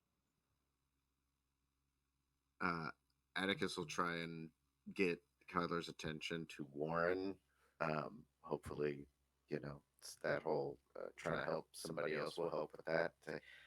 Look, I think we need to get Warren up and snap him out of this. I think he's taking this pretty hard. Warren is staring at his own reflection in a separate mirror. Oh no! Like camera pans over as soon as Warren is mentioned, and Warren is on the ground, hands like this up on his temples, and is just staring into a separate mirror. I turn to Atticus and just go, okay, now that's a horror movie. Thank you. He snapped out of it now. Atticus is gonna go over to Warren and do the like arms under the arms and try to like stand him up a bit. It's okay, buddy. It's okay. It's gonna be all right. Let's just come over here. And Warren's pretty small.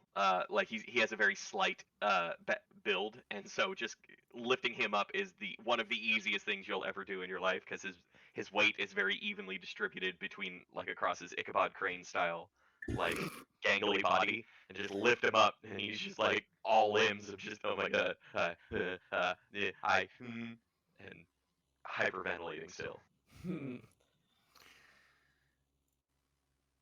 Well, might as well get to walking. All right, let's just try to stay away from the mirrors and try not to stare into them at least. But I think it's good if we pay attention. Things came out of the other ones. I don't want us to get caught off guard either. Good call.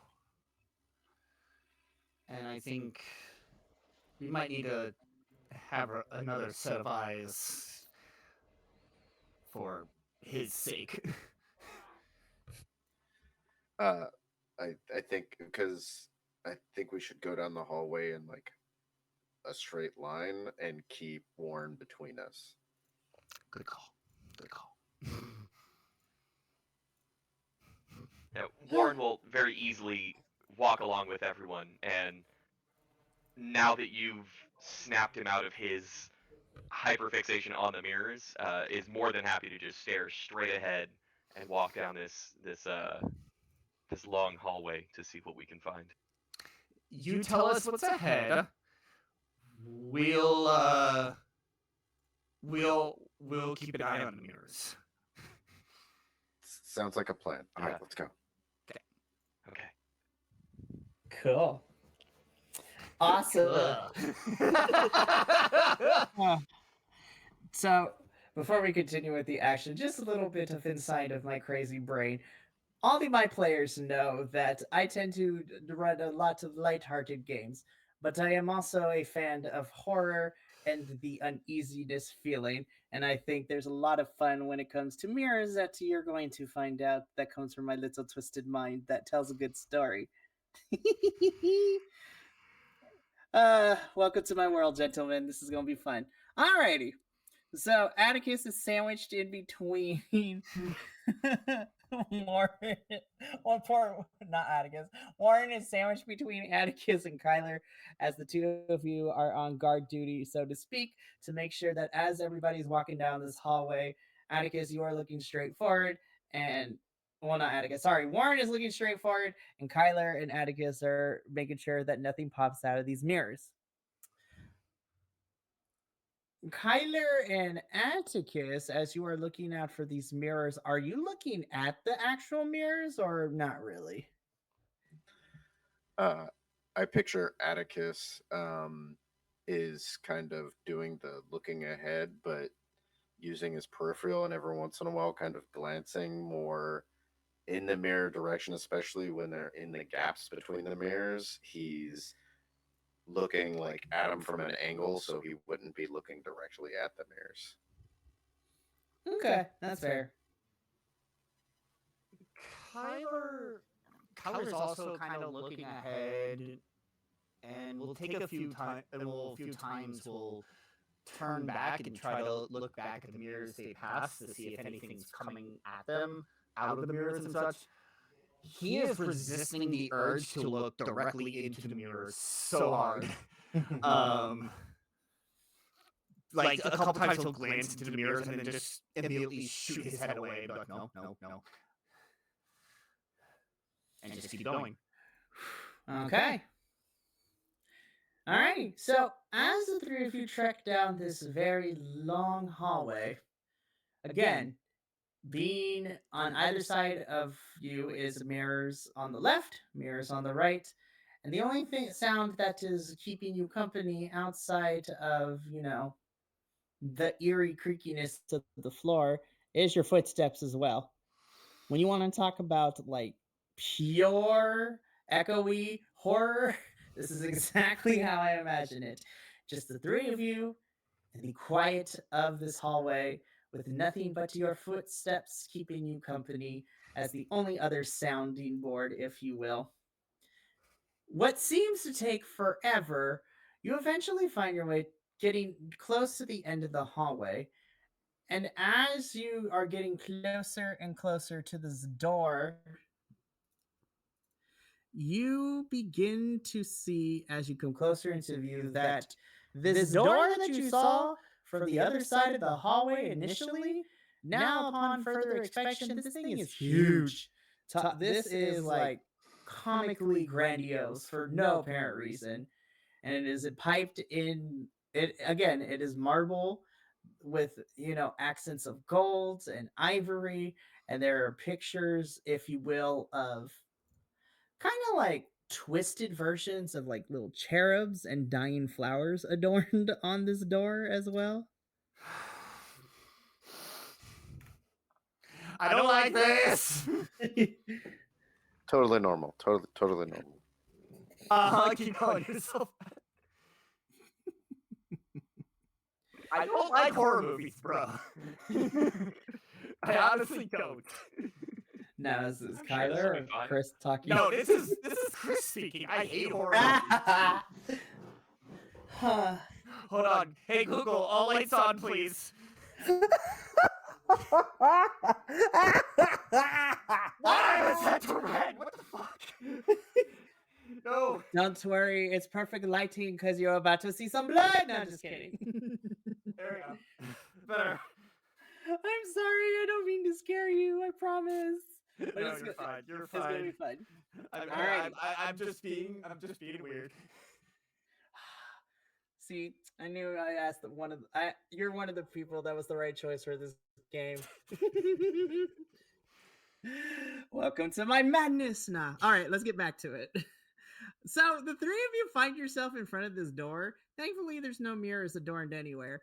But you kind of wish that it was just a mirror, like mirrors instead, because now in front of you is this very horrifying image of this marble door with twisted versions of cherubs and dying roses kind of encrusted into the artwork of this actual door. And as you look upon further inspection of the door handle itself, the door handle is metallic gold, and it also is remnant of like a vine with thorns on it. Cool, cool, cool, cool, cool, cool, cool, cool, cool, cool, cool, cool.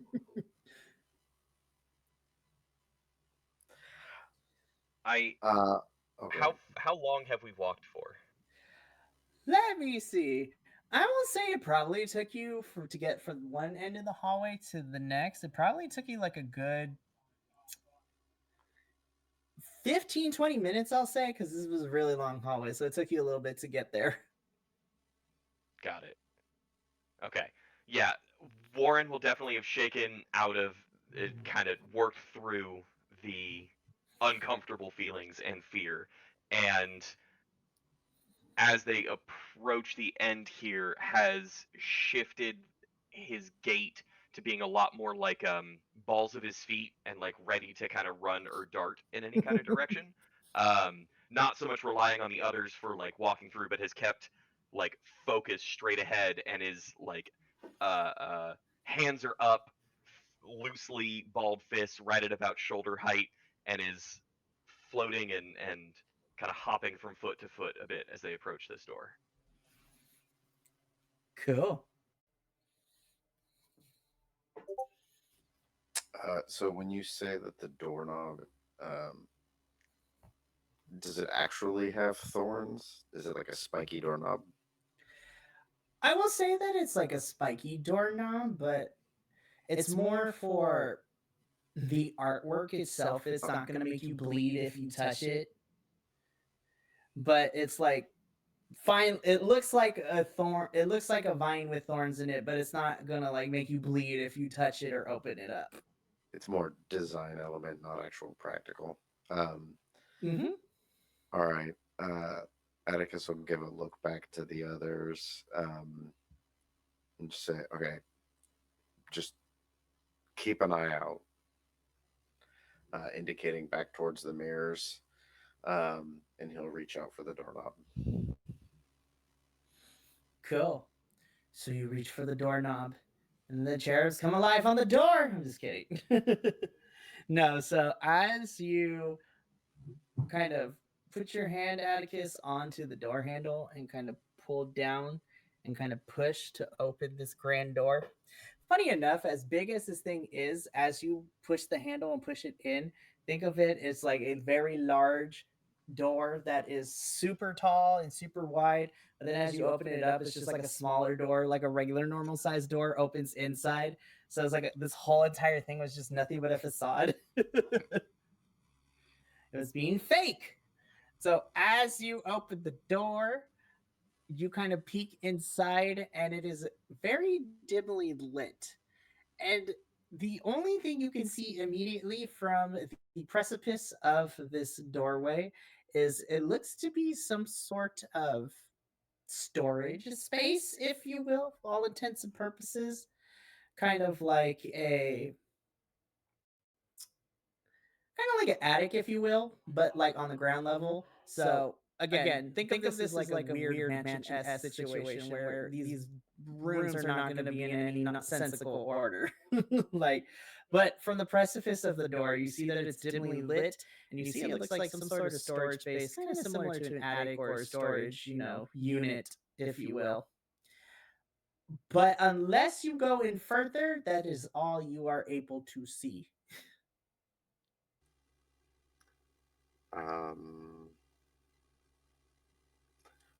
Oh, hey, you said this is today, right? Yeah. Atticus will reach into his pocket and pull out his cell phone and hit the flashlight app. And then he'll hold it up and see if he can see any more inside the room. So, as you kind of take the flashlight out and you take a look at what's inside, you begin to see that there seems to be a lot of boxes in here. Again, it's kind of like built like an attic where there's like cardboard boxes labeled in like horrible Sharpie writing, different things. Like the boxes in front of you for the, entryway of this door is stuff like elementary school memories, the college years, Christmas decorate, like the typical stuff you see labeled in an attic with storage stuff.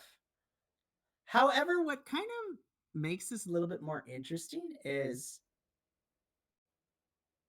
minus what is happening in the hallway that you walk through, the energy in here is more warm and light, if you will. It's not as intimidating as this hallway you've been traveling through. And it's kind of like a quiet nook, kind of.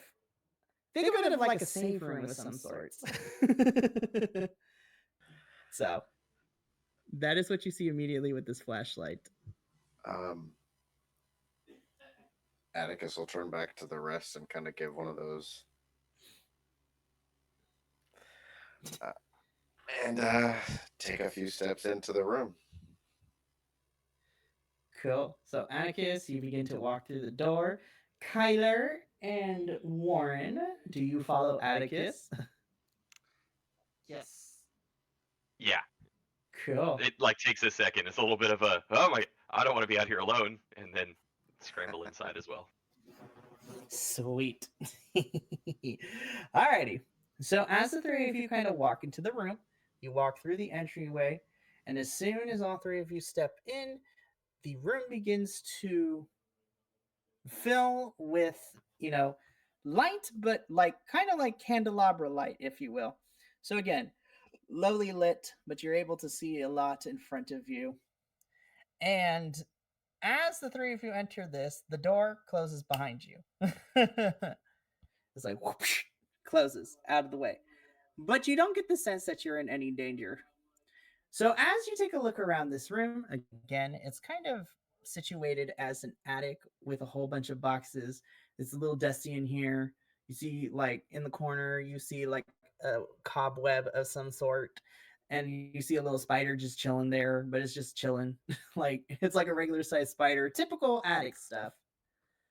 But as you kind of take a look, you notice that the candles that are adorned onto the wall of this thing kind of begin to simultaneously kind of light up, which allows you to see further and further and further down this, space. And then, as the final light towards the end of this room begins to be lit, the three of you are blinded by something kind of weird, more so weird than what you've experienced so far today. But at the end of the hallway, it takes a little bit for you to kind of adjust your eyesight a little bit. But down the hallway, as if it was out of place in this whole entire space that you traveled with before, you guys are in this room adorned with a kind of chromatic light of essence.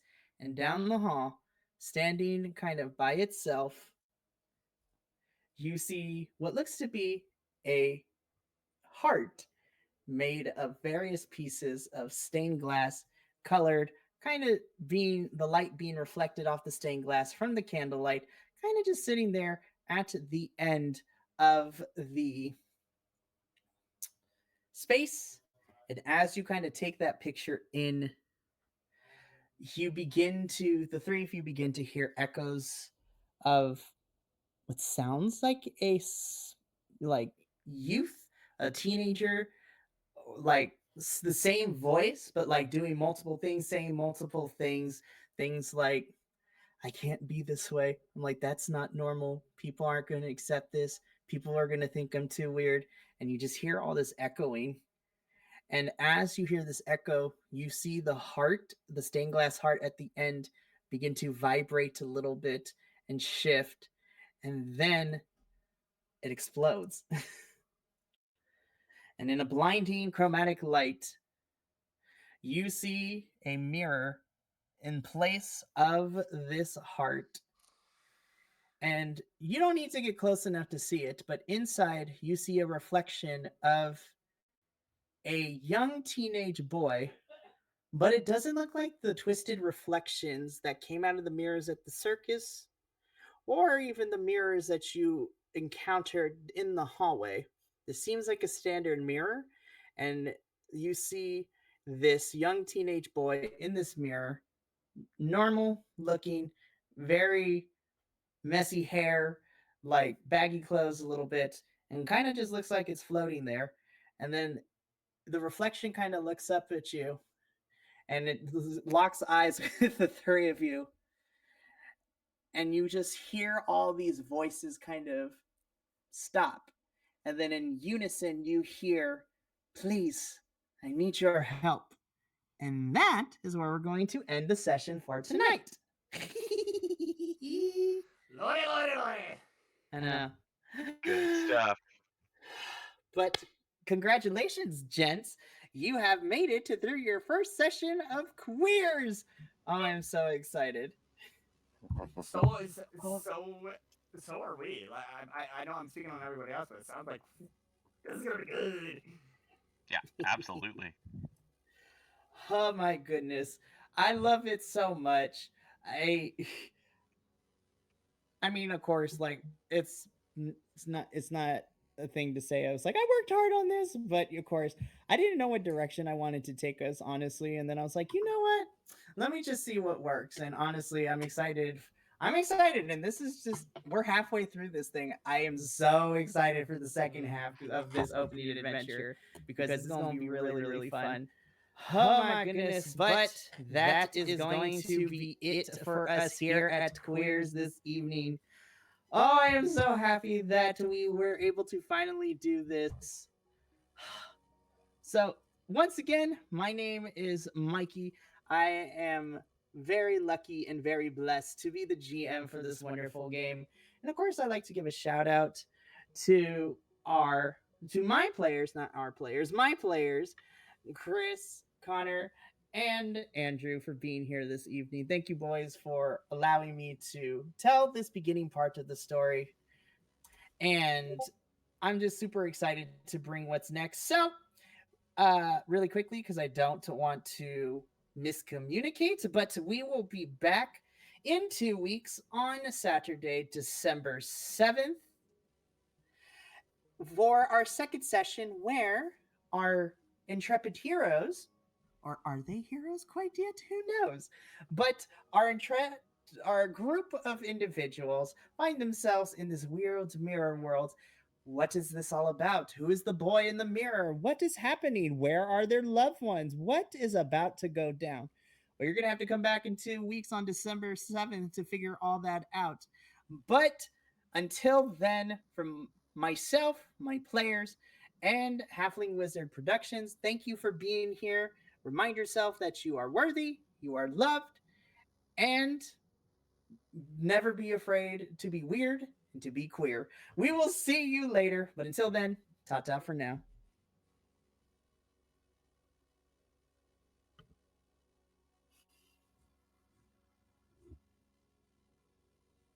Thanks for joining us for this Halfling Wizard production. Make sure to come back again soon to see what happens next. Right here, where adventure comes to life.